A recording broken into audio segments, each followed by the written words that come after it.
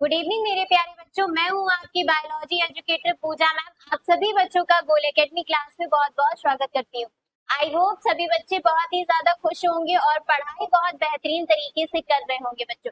जैसे कि बच्चों छोटे छोटे कदम रखने से सफर तय होता है, उसी तरीके से रोज थोड़ा थोड़ा पढ़ने से क्या हो जाएगा, हम अपनी मंजिल तक पहुंच जाएंगे बच्चों। ठीक है, उसी तरीके से जब एक चैप्टर खत्म होता है तो हम क्या करते हैं, पार्ट वाइज उसे कंप्लीट करते हैं, तब जाके हमारा चैप्टर खत्म होता है बच्चों। ठीक है, तो इसी तरीके से हमने स्टेप बाय स्टेप करके बहुत सारे टॉपिक्स को कवर अप कर लिए हैं। अब हमारे पास कुछ ही टॉपिक्स बचे हुए हैं। ठीक है, जैसा कि आज हमारे पास लेक्चर 8 है। लेक्चर 8 में हम बच्चों पढ़ने वाले हैं भ्रूण का विकास। निषेचन क्रिया हम लोग पढ़ चुके हैं, निषेचन पश्च घटना के बाद पढ़ेंगे। निषेचन पश्च घटना में जो आपका पहला टॉपिक है बच्चों, वो है भ्रूण का विकास। आज हम लोग पढ़ने वाले हैं बच्चों। ठीक है, तो जल्दी से अपनी कॉपी पेन लेकर बैठ जाइए ताकि हम टॉपिक को स्टार्ट कर सके और आप भी मेरे साथ टॉपिक को बहुत अच्छी तरीके से आज आप तैयार कर सके। तो जैसा कि बच्चों निषेचन पश्च परिवर्तन या घटनाओं में लास्ट ये हमारा टॉपिक है। इन टॉपिक्स में हमें पहला पार्ट, दूसरा, तीसरा, 3 पार्ट पढ़ने होते हैं। भ्रूण और उसका विकास, भ्रूण कोश का विकास, बीज एवं फल का निर्माण। यही 3 हमें पार्ट्स पढ़ने और बहुत अच्छी तरीके से पढ़ने हैं ताकि ये जो हमारा चैप्टर है वो कंप्लीट हो जाए बच्चों। ठीक है, तो जैसा कि पहला जो पार्ट है हमारा भ्रूण और उसका विकास। ठीक है, भ्रूण और उसका विकास आज हम इस लेक्चर में डिस्कस करने वाले हैं और बहुत अच्छी तरीके से समझने वाले हैं बच्चों। ठीक है, तो आगे बढ़ते हैं बच्चों। जैसा कि बच्चों भ्रूण का विकास है, ठीक है, यहाँ पे हम बात करेंगे जो हमारा भ्रूण है उसके विकास की जो क्रियाएं होती हैं, जो अवस्थाएं होती हैं, वो पढ़ेंगे बच्चों। ठीक है, तो सबसे पहली चीज हम यहाँ पे बात करते हैं इसकी परिभाषा की। तो परिभाषा क्या होती है, जब एक छोटा सा जो युग्मनज होता है, ठीक है, युग्मनज क्या होता है बेटा, प्रारंभिक अवस्था होती है जब आपका नर युग्मक और मादा युग्मक संलयन की क्रिया करते हैं। तो जो पहली अवस्था प्राथमिक जो कोशिका बनती है उस कोशिका को हम लोग युग्मनज कहते हैं। क्या कहते हैं बच्चों, हम लोग उस कोशिका को युग्मनज कहते हैं। एक सेकेंड बच्चों, थोड़ा सा इसकी विड्थ बढ़ा लेते हैं ताकि आपको आसानी से दिखे बच्चों। ठीक है, तो जैसा कि बच्चों अभी हमने बताया आपको कि जो आपकी नर युग्मक और मादा युग्मक जब संलयन की क्रिया करते हैं तो उसमें जो पहली अवस्था होती है, ठीक है बच्चों, पहली चीज हम बता देते हैं कि जब नर युग्मक, क्या बात करेंगे बच्चों, जब नर युग्मक और मादा युग्मक, ठीक है, मादा मादा युग्मक की बात करते हैं। मादा युग्मक यानी अंड कोशिका। ठीक है, क्या बात करेंगे बच्चों, मादा युग्मक यानी अंड कोशिका की बात करेंगे। तो वो जो प्राथमिक जो पहली कोशिका बनती है, पहली कोशिका का निर्माण होता है बच्चों, वो युग्मनज होता है।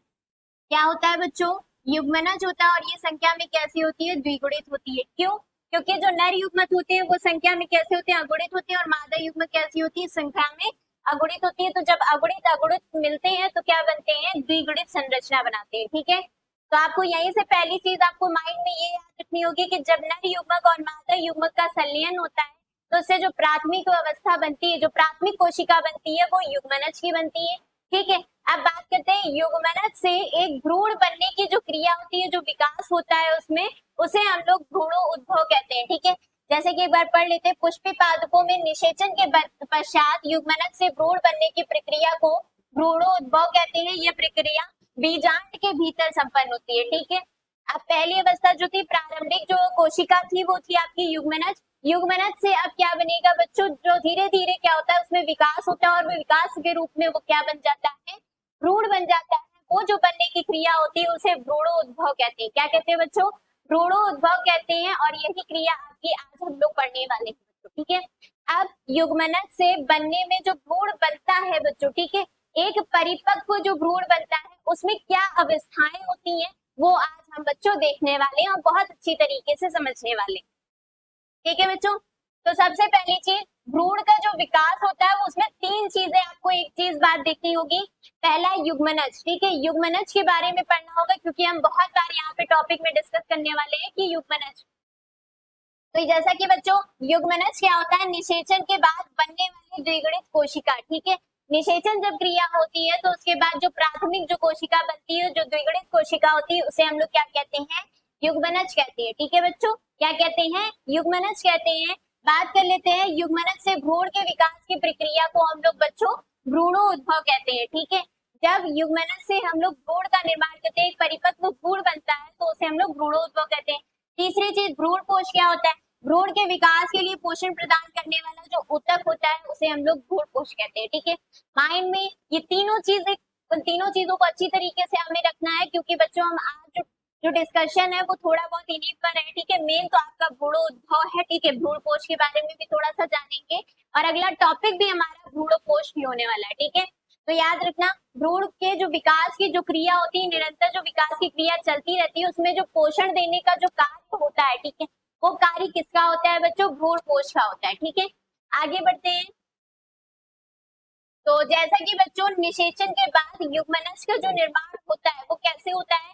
निषेचन के दौरान एक नर युग्मक अंड कोशिका के साथ संलयित होकर एक द्विगुणित युग्मनज बनाता है। ठीक है, जैसा कि अभी हमने बताया कि जो एक नर युग्मक होता है वो अंड कोशिका के साथ संलयन करता है, तो पहली जो प्राथमिक कोशिका बनाती है वो क्या बनती है? युग्मनज बनाती है। ठीक, युग्मनज भ्रूण कोश के बीजांड द्वारी सिरे पर स्थित होता है। ठीक है, जो आपका युग्मनज होता है वो बीजांड द्वार क्षेत्र पे, हम आपको डायग्राम के अकॉर्डिंग बता देते हैं, डायग्राम से बता देते हैं कि जो आपका युग्मनज होता है, ठीक है, बात कर लेते हैं ये आपकी क्या है, बात करते हैं बच्चों, ये जो है ये आपका क्या है? बीजांड है। क्या है बच्चों? बीजांड की ये संरचना है। अब बात करते हैं बच्चों, ये आपकी जो संरचना है ये बीजांड की है। ठीक है, इसी में आपका क्या होता है? भ्रूण कोश होता है। क्या होता है बच्चों?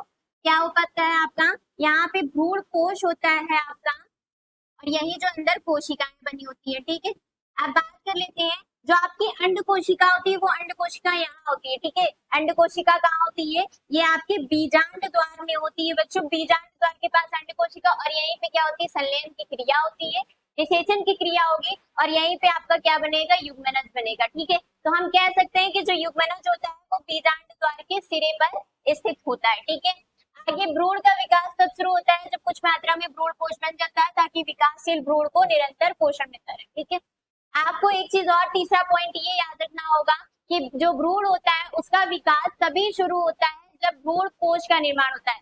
जो आपकी संरचना दी गई है ये ध्रुवीय कोशिका के साथ संलयन होता है, तो क्या बनता है बच्चों? भ्रूण कोश बनता है। ठीक है, जब भ्रूण कोश का निर्माण हो जाता है तभी भ्रूण का विकास शुरू होता है। ठीक है बच्चों, आगे बढ़ते हैं बच्चों। तो द्विबीजपत्री भ्रूण का विकास, वैसे बच्चों आपके जो पौधे होते हैं उनमें जो भ्रूण होते हैं, जो प्रकार होते हैं वो दो प्रकार से, एक आपका एक बीजपत्री होता है और दूसरा द्विबीजपत्री होता है। ठीक है, यहाँ पे हम जो विकास पढ़ते हैं वो किसमें पढ़ते हैं? द्विबीजपत्री भ्रूण के विकास में पढ़ते हैं। हम दोनों अच्छी तरीके से पढ़ने वाले, एक बीजपत्री भी भ्रूण पढ़ेंगे और द्विबीजपत्री भी पढ़ेंगे, पर जो विकास की जो क्रिया होती है, जो अवस्थाएं होती है, वो बच्चों हम लोग किसमें पढ़ेंगे? द्विबीजपत्री भ्रूण के विकास में पढ़ेंगे। तो सबसे पहली चीज, कैप्सुला बर्सा पेस्टोरिस के कुल, कौन से कुल से? कुर्सी फेरी के कुल से हम लोग इस पौधे के बारे में पढ़ते हैं। ठीक है, इस पौधे के भ्रूण के बारे में पढ़ते हैं कि कौन कौन सी अवस्था है। तो पहली जो अवस्था होती है वो बच्चों युग्मनज की होती है। पहली अवस्था क्या होती है? युग्मनज की होती है। युग्मनज से प्राक भ्रूण बनता है, प्राक भ्रूण से गोलाकार भ्रूण बनता है बच्चों। तीसरी जो अवस्था होती है वो गोलाकार भ्रूण की होती है। फिर चौथी अवस्था जो होती है वो हृदयाकार की होती है, और लास्ट में आता है आपका परिपक्व भ्रूण।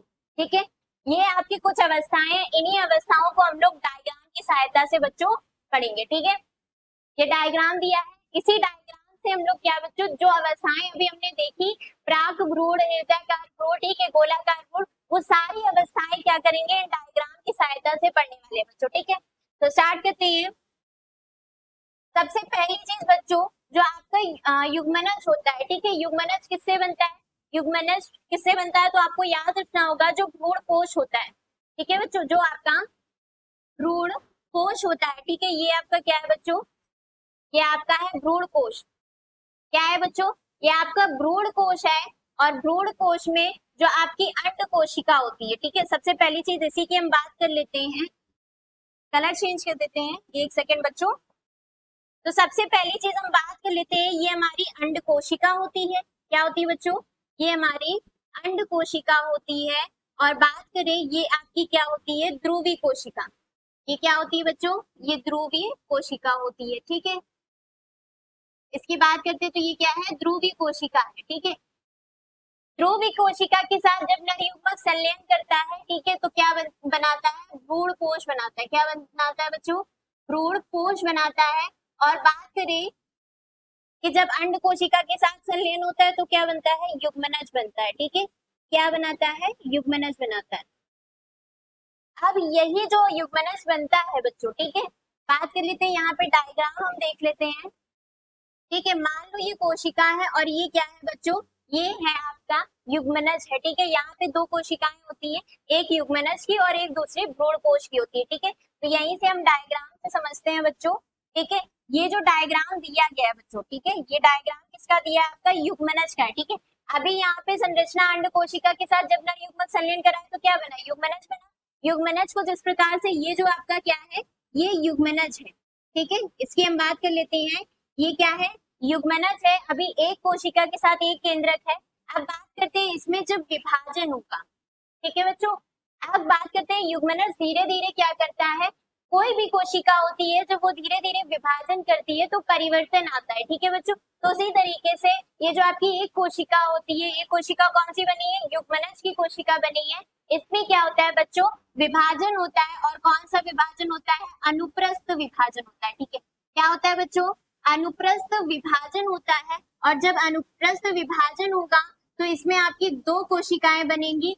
पहली कोशिका आपकी शीर्ष कोशिका कहलाती है। पहली कोशिका आपकी क्या क्या बच्चों बनेगी? शीर्ष कोशिका बनेगी। और दूसरी कोशिका आपकी क्या बनेगी बच्चों? आपको याद रखना होगा, दूसरी कोशिका आपकी क्या बन जाएगी? नेमिंग के द्वारा समझेंगे। दूसरी कोशिका आपकी क्या बनती है? आधार कोशिका बनती है। क्या बनती है बच्चों? आधार कोशिका बनती है। ठीक है, अब यही आधार कोशिका आगे चल के क्या बनाती है बच्चों? निलंबक बनाती है। ठीक है, यही आधार कोशिका आगे चल के विभाजन करती है तो क्या बनाती है बच्चों? निलंबक बनाती है। क्या बनाएगी? निलंबक। आपको याद रखना होगा कि आगे चल के यही कोशिका विभाजन करेगी तो क्या बनाएगी? निलंबक बनाएगी। और जो शीर्ष कोशिका है आगे चल के जब इसमें विभाजन होगा तो क्या बनाएगी बच्चों? इसमें बनाएगी आपका भ्रूण बनेगा। क्या बनेगा बच्चों? भ्रूण बनेगा। ठीक है, तो सिंपल सा आपको अभी पहले पॉइंट में याद रखना होगा कि युग्मनज में क्या होता है? अनुप्रस्थ विभाजन होता है। ठीक है, जो आपकी प्राथमिक कोशिका होती है निषेचन के बाद वो आपकी युग्मनज होती है। और युग्मनज में हम लोग अनुप्रस्थ विभाजन होगा जिससे आपकी दो कोशिकाएं बनेंगी, एक शीर्ष कोशिका जो कि आगे चल के क्या? भ्रूण बनाती है। और आपकी एक कोशिका निलंबक होगी, सॉरी आधार कोशिका होगी जो आगे चल के क्या बनाएगी? निलंबक बनाएगी, जो पोषण देने का कार्य करती है। किसको? भ्रूण को पोषण देने का कार्य करती है। ठीक है, आगे चल के इसमें फिर से विभाजन होगा। ठीक है बच्चों, आपको आगे चल के इसमें फिर से क्या होगा? विभाजन होगा। आगे चल के फिर से इसमें विभाजन होगा तो ये एक तरीके से कौन सी कोशिका? चार कोशिकाओं में बढ़ जाएगा। ठीक है, आगे फिर से विभाजन होगा तो ये कैसी? चार कोशिकाओं में बढ़ जाता है। अब बात कर लेते हैं बच्चों, ये जो चार कोशिकाओं की जो संरचना होती है इसे हम लोग क्या कहते हैं बच्चों? इसे हम लोग टी शेप्ड संरचना कहेंगे। क्या कहेंगे बच्चों? इसे हम लोग टी शेप्ड संरचना कहेंगे। और टी शेप्ड के साथ इसे हम लोग चतुर्थांश कहेंगे। चतुर्थांश कहेंगे। ठीक है, ये जो संरचना होती है इसे हम लोग क्या कहेंगे बच्चों? चतुर्थांश कहेंगे। ठीक है, आपको सारी अवस्थाएं याद रखनी होंगी कि जो आपकी चार रूपी जो संरचना बनी हुई है, चार कोशिकाओं की संरचना बनी है, इसे हम लोग टी शेप और चतुर्थांश कहेंगे क्योंकि ये चार कोशिकाएं। अब बच्चों ये जो संरचना नीचे की ओर जो संरचना है ये धीरे धीरे क्या करती है? वृद्धि करती है। और ये नीचे आपकी क्या बनाएगी? निलंबक की वृद्धि करेगी। ठीक है, ये जो आपकी आधार कोशिका थी ये धीरे धीरे क्या होगी बच्चों? आपको याद रखना होगा, ये जो आपके नीचे की आधार कोशिका है जो आपकी अभी दो कोशिकाओं में रूपित हुई है, ये आगे चल के क्या करेगी? और वृद्धि करेगी। और वृद्धि करके क्या बना लेगी? निलंबक बनाएगी। क्या बनाएगी बच्चों? निलंबक बनाएगी। ठीक है, नाम यहाँ पे याद रखिएगा, ये आगे चल के क्या बनाएगी? निलंबक बनाएगी। और आप बात कर सकते हो ये 6 से 10 पालियों में बढ़ जाती है। ठीक है, ये 6 से 10 कोशिकाओं का निर्माण करेगी। क्या करेगी? 6 से 10 कोशिकाएं बनाएगी। ठीक है बच्चों, आपको याद रखना होगा ये कितनी कोशिकाएं बनाएगी? 6 से 10 कोशिकाएं बनाती है। और ये आगे चल के क्या कहलाता है? निलंबक कहलाता है। ठीक है बच्चों, आगे देखते हैं। अब बात कर लेते हैं बच्चों, ये आपकी जो संरचना दी गई है, अब पहले उसमें एक और आपको एक चीज बता देते हैं यहाँ पे। अब यहाँ पे जो संरचना हुई है तो इस संरचना को हम लोग बच्चों क्या कहते हैं? इसे संरचना को हम लोग कह सकते हैं कि ये निलंबक संरचना है और 6 से 10 कोशिकाएं बनाती है। ठीक है, अब आगे देखो, आगे जो संरचना बनी है इसी में और ज्यादा विभाजन होगा। ठीक है बच्चों, इसी में क्या होगा, और विभाजन होगा। अब यहाँ देखो कितनी कोशिकाएं, 1 2 3 4 5 6 7, कितनी 8 कोशिकाएं। कितनी कोशिकाएं हैं बच्चों, 8 कोशिकाएं। तो ये जो 8 कोशिकाएं बनी है, ये ऊपर की जो 4 कोशिकाएं हैं इन्हें हम लोग क्या बोलते हैं बच्चों, अध्याधार कोशिका कहते हैं। ठीक है, क्या कहेंगे, अध्याधार कोशिका कहेंगे। क्या कहेंगे बच्चों, अध्याधार कोशिका कहेंगे। और जो नीचे की आपकी 4 कोशिकाएं होती हैं, नीचे की ये जो 4 कोशिकाएं होंगी इन्हें हम लोग क्या बोलेंगे बच्चों, इन्हें हम लोग कहेंगे, इन्हें अध्याधार कहेंगे। क्या कहेंगे बच्चों, अध्याधार कोशिका कहते हैं। ठीक है, क्या कहेंगे, अध्याधार कोशिका कहेंगे। ठीक, अब बात करते हैं बच्चों कि ये आपकी जो 4 कोशिकाएं, ठीक है, भ्रूण में ही क्या होता है, आगे विभाजन होता है। ये आगे चल के 4 कोशिकाएं जो ऊपर की संरचना होगी उसे अध्याधार कोशिका कहती है, और जो नीचे की कोशिकाएं होंगी उसे अध्याधार कोशिका कहेंगे। क्या कहेंगे बच्चों, अध्याधार कोशिका कहेंगे। ठीक है, आगे चल के ये जो आपकी निलंबक की लास्ट जो संरचना कोशिका बनती है बच्चों, ये कोशिका जो होती है इसे हम लोग चुष्कांग कहेंगे। क्या कहेंगे बच्चों, चुष्कांग कहेंगे। ठीक है, ये हमारी जो संरचना है चुष्कांग संरचना कहलाती है। और ये जो आपकी संरचना है इसे हम लोग आगे लिखोगे अधा स्फीतिका, इसे क्या बोलेंगे, अधा स्फीतिका। ठीक है, जो निलंबक में जो प्रथम कोशिका होती है जो भ्रूण से जुड़ी होती है उसे अधा स्फीतिका कहेंगे, और ये जो नीचे की जो संरचना होती है इसे चुष्कांग कहेंगे। ठीक है बच्चों, और इसी तरीके से एक चीज हम आपको बता देते हैं कि ये जो संरचना होती है, ऊपरी जो भाग भ्रूण की जो संरचना होती है वो निभाग की ओर होती है, और जो नीचे की जो संरचना होती है वो बीजांड द्वार की ओर होती है। ठीक है बच्चों, आपको ये भी पॉइंट इसमें याद रखना होगा। अब आगे चल के क्या होता है, भ्रूण में क्या होगा बच्चों, आगे चल के परिणितिक विभाजन होगा। ठीक है, आगे चल के क्या होगा, परिणितिक विभाजन होगा। ठीक है, अब पहली चीज अब इसका एक नेम दे देते हैं, इसको नेम हम देते हैं बच्चों अष्टांश। क्या नेमिंग देंगे इसको, इसे इस अष्टांक भ्रूण कहते हैं। क्या कहेंगे बच्चों, अष्टांश भ्रूण कहेंगे। ठीक, क्यों बच्चों, क्योंकि इसमें कितनी कोशिकाएं होती हैं, 8 कोशिकाएं। 8 कोशिकाओं को हम लोग क्या कहते हैं, अष्टांश भ्रूण कहेंगे। अब इसमें इसी भ्रूण में परिणितिक विभाजन होगा। क्या होगा बच्चों, परिणितिक विभाजन होगा। ठीक, तो जिससे कि ये आपकी क्या बनाएगी, 16 कोशिकाओं का भ्रूण बनाएगा। क्या बनाएगा बच्चों, 16 कोशिकाओं का भ्रूण बनाएगा, जिसमें कोशिका कितनी होंगी, 16 कोशिकाएं होंगी। ठीक है, कितनी कोशिकाएं होंगी बच्चों, 16 कोशिका होंगी। क्या होंगी, 16 कोशिका होंगी। और अब ये जो संरचना कहलाएगी, ये संरचना कैसी संरचना कहलाएगी, गोलाकार संरचना कहलाएगी। ठीक है, ये क्या कहलाएगा, गोलाकार भ्रूण कहलाएगा। ठीक है, तो आपको यहाँ पे इतना याद रखना होगा कि जब भ्रूण में अष्टांश होता है, मतलब 8 कोशिकी परिणितिक विभाजन करती है, तो वो क्या बनाती है, एक 16 कोशिकाओं का भ्रूण बनाता है, जिसे हम लोग गोलाकार भ्रूण कहते हैं। ठीक है, अब धीरे धीरे ये और विकास करते हैं, भ्रूण पोष से जब इसे धीरे धीरे पोषण मिलता रहेगा तो क्या होगा बच्चों, कि जो ये संरचना जो गोलाकार है ये किसमें परिवर्तित हो जाएंगी, इसमें और आपकी परतें बनेंगी। ठीक है, कह सकते हो कि जो आपकी परतें होंगी, जो पहली परत होगी बच्चों, वो पहली परत किसकी होगी, तो आप पहली परत इसमें बताएंगे बच्चों कि जो पहली परत होगी वो त्वचा जन होगी। क्या होगी बच्चों, त्वचा, पहली जो परत होगी उसे हम लोग बच्चों क्या बोलेंगे, त्वचा जन कहेंगे। ठीक है, अब बात करते हैं इसी में एक और संरचना होती है, हम आपको यहाँ पे बना के बताते हैं। यहाँ पे एक और संरचना होती है। ठीक है, वो जो संरचना होती है उसे हम लोग बच्चों क्या कहते हैं, वल्कुट जन कहते हैं। क्या कहेंगे बच्चों, वल्कुट जन कहेंगे। क्या कहेंगे, वल्कुट जन कहेंगे। और जो तीसरी जो संरचना होती है बच्चों, वो संरचना आपकी क्या कहलाती है, पैलिंड्रोम कहेंगे। तो ठीक है, पैलिंड्रोम कहेंगे। क्या कहेंगे, पैलिंड्रोम कहेंगे। ठीक है, 3 परतें होती है, पहली त्वचा जन, वल्कुट जन। ठीक है, यहाँ पे टा लिख देते हैं। ये कैसी संरचना होगी, यहाँ पे वल्कुट जन। ठीक है, दूसरी जो परत बनेगी वो वल्कुट जन बनेगी, तीसरी जो होगी पैलिंड्रोम बनेगी। ठीक है, और निलंबक इसी तरीके से वृद्धि करता रहेगा। ठीक, आगे इसी तरीके से और विभाजन होगा, तब जो भ्रूण होगा वो इस प्रकार से दिखेगा। ठीक है, और ये देखो यहाँ पे संरचना कैसी दिख रही है, आप भी बताओ, गैस करो, यहाँ पे जो संरचना आपको दिख रही है वो कौन सी आकार में दिख दिख रही है? जल्दी से बताओ फटाक से कमेंट सेक्शन में।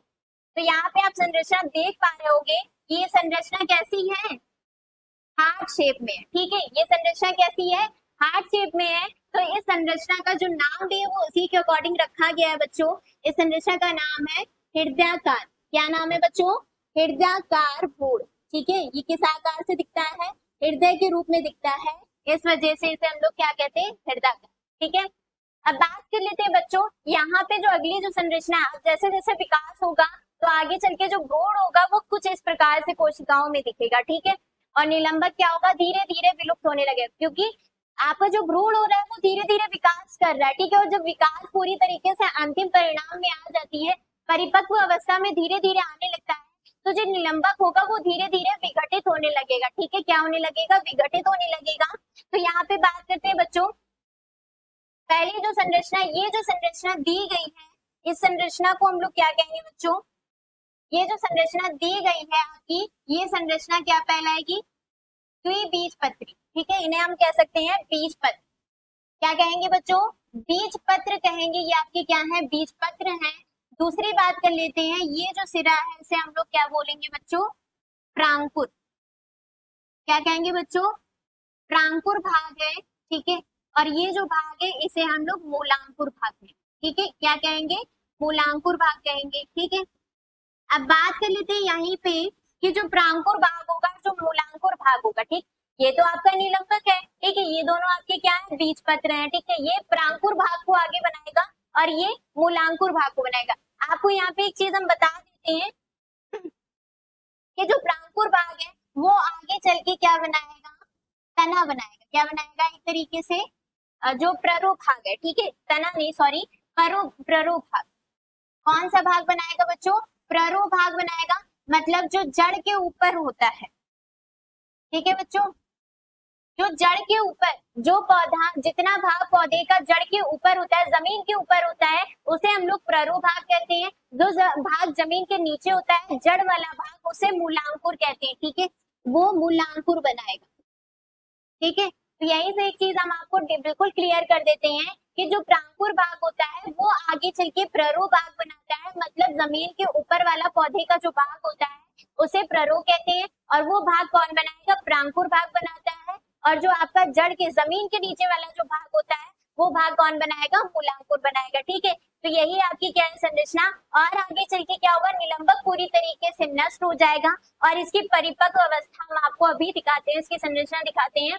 तो सबसे पहली चीज, द्विबीजपत्री भ्रूण का विकास, पहला प्राक भ्रूण होता है, गोलाकार अवस्था, तीसरा हृदयाकार और चौथा परिपक्व अवस्था, ठीक है। तो सबसे पहली चीज जो युग्मनस की बनने वाली जो क्रिया होती है, ठीक है, युग्मनस में जो पहला विभाजन होता है, अनुप्रस्थ विभाजन, अभी हमने आपको बताया। तो युग्मनस में जो पहला विभाजन अनुप्रस्थ विभाजन होता है, जिससे दो कोशिकाएं बनती हैं, तो वो आपकी कहाँ आती है, प्रारंभिक अवस्था में आती है, उसे हम लोग प्राक भ्रूण कहते हैं। क्या कहते हैं बच्चों, प्राक भ्रूण कहते हैं, ठीक। गोलाकार अवस्था क्या होती है, कोशिकाओं के निरंतर विभाजन से भ्रूण गोल आकार ले लेता है, ठीक है। अभी हमने आपको बताया कि जो अनुप्रस्थ विभाजन, दो कोशिकाएं बनी, फिर निलंबक बना, ठीक है, निलंबक ने वृद्धि की, फिर चतुर्थांश बना, चतुर्थांश के बाद बच्चों अष्टांश बना, अष्टांश के बाद क्या हुई, जो भ्रूण गोला आकार में संरचना ले लेता है उसे हम लोग क्या कहते हैं, गोलाकार अवस्था, ठीक है। अब बात कर लेते हैं जो हृदयाकार अवस्था, भ्रूण का आकार हृदय जैसा होता है, जहाँ बीजपत्रों का उभार दिखने लगता है, ठीक है। अब जहाँ पे वहां पे परतें बनने लगती हैं, तो वो जहाँ पे बीजपत्रों का निर्माण होने लगता है, वो आपकी अवस्था क्या कहलाती है, हृदयाकार, ठीक है। लास्ट में आती है आपकी परिपक्व अवस्था, ठीक है। परिपक्व अवस्था में जब भ्रूण आपका पूरी तरीके से क्या हो जाता है, विकसित हो जाता है, जिसमें आपका प्रांकुर भाग और मूलांकुर भाग बन जाता है, वो भाग आपका क्या होता है, परिपक्व अवस्था कहलाता है। अब आपको भ्रूण के भाग याद करने होंगे, ठीक है। तो सबसे पहली चीज, द्विबीजपत्री भ्रूण का जो भाग होता है, सबसे पहली चीज भ्रूणी अक्ष। भ्रूणी अक्ष किसमें बढ़ जाएगा, बीजपत्रों परिक में, और बीजपत्राधार में बढ़ जाएगा। बीजपत्र इसमें कितने होते हैं, दो बीजपत्र होते हैं, ठीक है। सीरीज के कितने होते हैं, दो होते हैं, एक प्रांकुर होता है, दूसरा मूलांकुर होता है। प्रांकुर क्या बनाता है बच्चों, अभी हमने बताया था, प्ररो बनाता है, और मूलांकुर क्या बनाता है, जड़ की संरचना करता है, ठीक है। आगे आगे एक प्रारूपिक द्विबीज भ्रूण की संरचना क्या होती है, ठीक है। तो यही बच्चों, जब भ्रूण क्या होता है, परिपक्व अवस्था में आ जाता है, तो वो संरचना कुछ इस प्रकार की दिखती है, ठीक है। यहाँ पे हम आपको नेमिंग इसकी कर देते हैं। तो सबसे पहली चीज आपकी बच्चों कि ये जो भाग होता है, ये भाग क्या होता है, प्ररूप भाग होता है। ठीक है, क्या कह सकते हो, इसे हम लोग प्रांकुर कह सकते हैं। क्या कह सकते हैं, प्रांकुर कह सकते हैं। क्या कहेंगे बच्चों, जो पहला भाग होता है उसे हम प्रांकुर कहेंगे। अब बात कर लेते हैं, ये जो दो सिरे होते हैं, ठीक है, ये जो दो सिरे होते हैं बच्चों, इन्हें हम लोग कहते हैं, इन्हें हम लोग बीज पत्र कहेंगे। क्या कहेंगे बच्चों, बीज पत्र कहेंगे। अब बात कर लेते हैं, ये जो मोटानुमा संरचना होता है, इसे हम लोग क्या कहेंगे, बीज पत्राधार कहेंगे। क्या कहेंगे बच्चों, बीज पत्राधार। सबसे पहली चीज इसकी नेमिंग हम लोग देख लेते हैं। इसे हम लोग क्या कहेंगे, बीज पत्राधार कहेंगे। ठीक है, क्या कहेंगे, बीज पत्राधार कहेंगे। अब बात कर लेते हैं, ये जो भाग होता है इसे हम लोग क्या कहेंगे, मूलांकुर कहेंगे। क्या कहेंगे, मूलांकुर। और ये जो होता है, इस भाग को हम लोग मूल गोप कहते हैं। क्या कहते हैं, मूल गोप कहेंगे। ठीक है, अब इनके बारे में पढ़ लेते हैं बच्चों। तो सबसे पहली चीज, भ्रूण भ्रूण का मुख्य केंद्रीय ढांचा होता है। ठीक है, जो भ्रूण होगा। बीज पत्र क्या होते हैं, द्विबीजपत्री में दो बीज पत्र होते हैं जो भोजन संचय करते हैं। ठीक है, बात कर लेते हैं द्विबीजपत्री में जो आपके दो बीज पत्र होंगे। ठीक है, पहला ये, दूसरा ये, इनका कार्य क्या होता है, ये भोजन संचय करके रखते हैं। ठीक है, दूसरी चीज, बीज पत्रों पर ही बीज पत्र के स्तर से ऊपर का अच्छी भाग जो निचले सिरे पर मूलांकुर या जड़ के सिरे पर समाप्त होता है। ठीक है, बात कर लेते हैं, जो बीज पत्राधार होता है, ठीक है, बीज जो पत्रोपरिक होगा वो मूलांकुर भाग पे आकर क्या होता है, समाप्त हो जाता है। उस भाग को हम लोग क्या कहते हैं, बीज पत्रोपरिक। लास्ट बीज पत्राधार, बीज पत्र के स्तर से नीचे का बेलनाकार भाग जो निचले सिरे पर मूलांकुर या जड़ के सिरे पर समाप्त होता है। ठीक है, जो बीज पत्राधार होता है, ये संरचना कैसी है, बेलनाकार संरचना। जो बेलनाकार संरचना होती है और मूलांकुर भाग पे आके समाप्त हो जाती है, उसे बीज पत्राधार कहते हैं। मूल गोप क्या होता है, जो एक टोपी नुमा बीज संरचना होती है, उसे हम लोग क्या बोल देते हैं बच्चों, मूल गोप बोल देते हैं। ठीक है, तो ये थी आपकी द्विबीजपत्री। अब एक बीजपत्री भ्रूण की संरचना, तो इसमें बच्चों एक बीज पत्र पाया जाता है। ठीक है, ये कैसी संरचना होती है, एक बीज पत्र संरचना होती है। तो सबसे पहली चीज बात कर लेते हैं, इसका जो पहला पॉइंट होता है, एक फुट में जो घास परिवार में से स्कैटुलम कहा जाता है। क्या कहा जाता है बच्चों, स्कैटुलम कहा जाता है। और ये भ्रूणीयशी के एक तरफ स्थित होता है। ठीक है, तो सबसे पहली चीज हम आपको संरचना में बताते हैं कि स्कैटुलम होता क्या है बच्चों। तो सबसे पहले जो ऊपर की जो संरचना होती है, इसे हम लोग क्या बोलते हैं, स्कैटुलम कहते हैं। क्या कहते हैं बच्चों, स्कैटुलम कहते हैं। ठीक है, आगे की संरचना, प्रांकुर चोल, भ्रूणीयशी के ऊपरी भाग प्रांकुर को ढकने वाली एक खोखली पर्णीय संरचना। ठीक है, जो आपकी प्रांकुर चोल होता है। ठीक है, प्रांकुर चोल हम आपको बता देते हैं कि ये जो संरचना होती है, ये जो संरचना होती है, इसे हम लोग प्रांकुर चोल कहते हैं। क्या कहते हैं बच्चों, प्रांकुर चोल कहते हैं। ठीक, अब बात करते हैं, ये जो संरचना होती है, इसे प्रांकुर कहेंगे बच्चों, शीट्स कहेंगे। क्या कहेंगे, प्रांकुर शीट्स कहते हैं। ठीक है, अब ये जो उत्थानुमा संरचना है, इसे हम लोग क्या कहेंगे, अधिकोरक कहेंगे। क्या कहेंगे, अधिकोरक कहेंगे। ये एक बार संरचना देख लीजिएगा बच्चों, ये इंपॉर्टेंट होती है। ठीक है, अधिकोरक कहेंगे। ठीक है, अब बात कर लेते हैं, ये जो संरचना होती है, इस संरचना को हम लोग क्या कहते हैं बच्चों, मूलांकुर चोल कहेंगे। ठीक है, इसे हम क्या कहेंगे, मूलांकुर चोल कहते हैं। ठीक है, बात कर लेते हैं, ये जो संरचना है, इसे हम लोग क्या कहेंगे, मूलांकुर। इसे हम लोग क्या कहेंगे बच्चों, मूलांकुर कहेंगे। अब बात कर लेते हैं, ये जो संरचना है, इसे हम लोग मूल गोप कहते हैं। क्या कहेंगे, मूल गोप कहते हैं।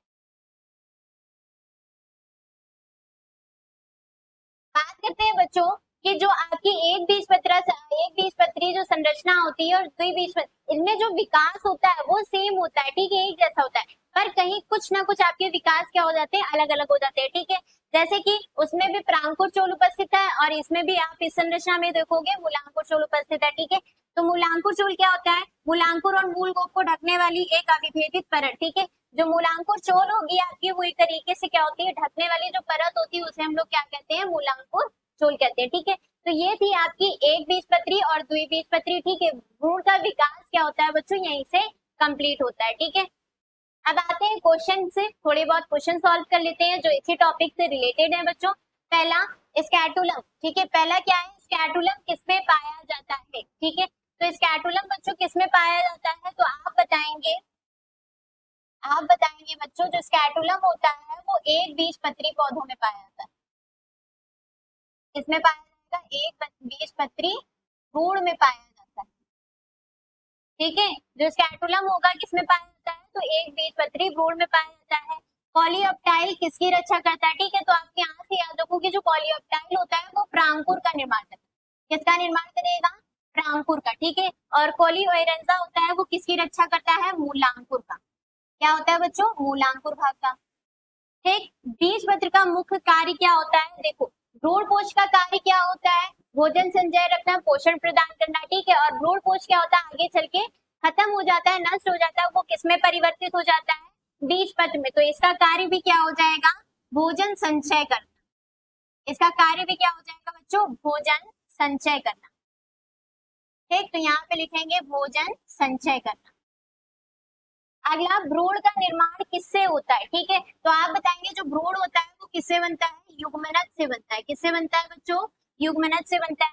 भ्रूण का प्रारंभिक कोशिकीय समूह क्या कहलाता है? जब भ्रूण की जो प्रारंभिक अवस्था होती है, ठीक है, वो अवस्था क्या कहलाती है? तो बच्चों आप बताएंगे प्राक भ्रूण कहते हैं। क्या कहेंगे बच्चों? प्राक भ्रूण कहते हैं।